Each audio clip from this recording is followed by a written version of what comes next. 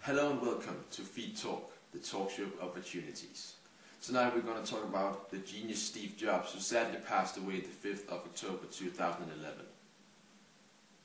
He was the founder of Apple, the most valuable computer firm in the whole wide world. He died of cancer in the pancreas and has left thousands of employees, 4 kids and a wife, with one question: what now? Many people saw Steve Jobs as a great role model. But what does it really take to become a role model? We have come up with 10 statements that we think describes a role model best. Number 1, show the best of yourself in public. Number 2, encourage your fans to do good things. Number 3, don't do drugs. Number 4, it's good to do charity work. Number 5, show emotions to other people. Number 6, do your job good. Number 7, have good support from other people. And number 8, be kind and supporting to other people. 9, be positive. And finally at number 10, have a good inspirational source.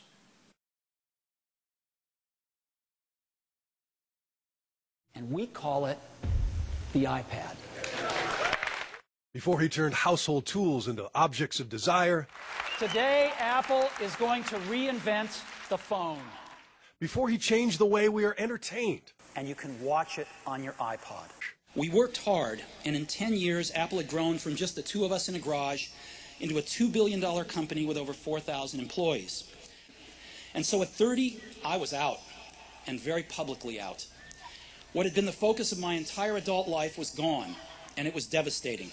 But he did not wallow, and in his 30s, he met his wife, started another computer company called Next, and took over Pixar. Through life, while his body grew frail, that mind, that drive, never quit. A standing ovation welcomed his surprise appearance at the spring launch of the iPad 2. But then came this letter in August.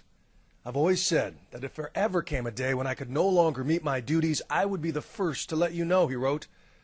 Unfortunately, that day has come. Remembering that I'll be dead soon is the most important tool I've ever encountered to help me make the big choices in life.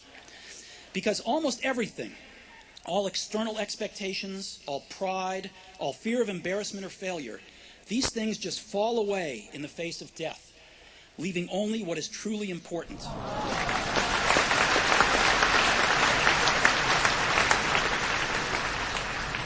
The first guest of tonight is the co-founder of Apple and Steve Jobs' very close friend. Ladies and gentlemen, please welcome Steve Wozniak.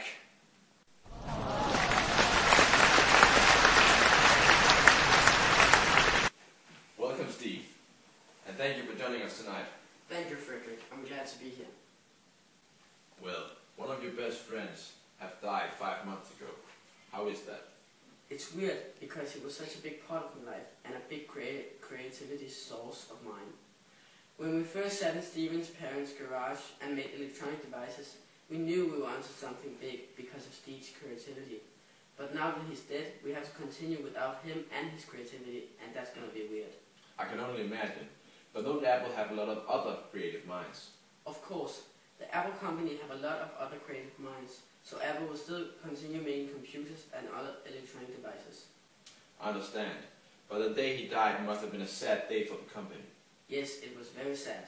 People didn't feel like working at all, and the only thing they wanted was to mourn about loss. Of course, our thoughts also went to 4 children and his wife, of course, Noreen. So now Apple will just try to keep on going, and you will do the same, although you will still miss him. Yes, that's the plan. Okay, and we hope that it will go very well.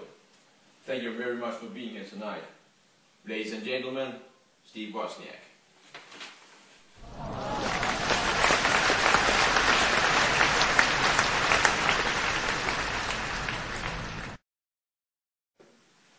Thank you. But how has Steve Jobs' family reacted? So please welcome Reed Paul Jobs and Lorene Powell Jobs.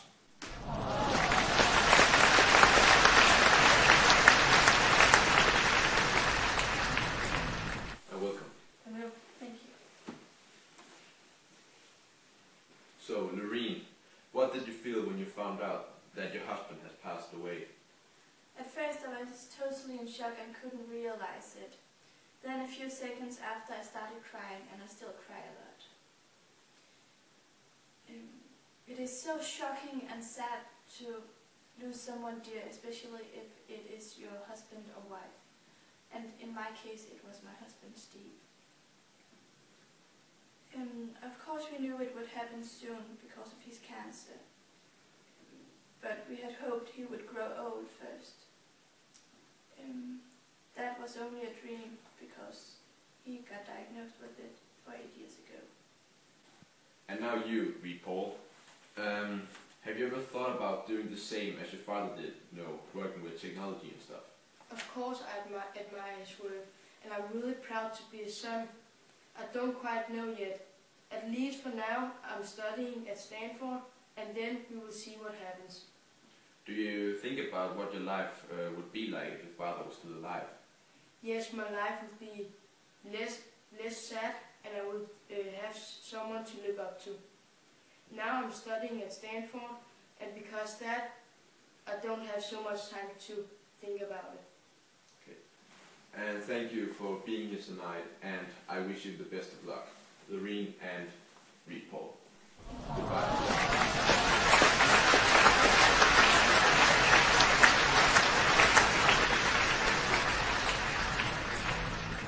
So, ladies and gentlemen, that was tonight's show. I hope that you learned more about the genius Steve Jobs and what it takes to be a role model. Good night, and see you next time.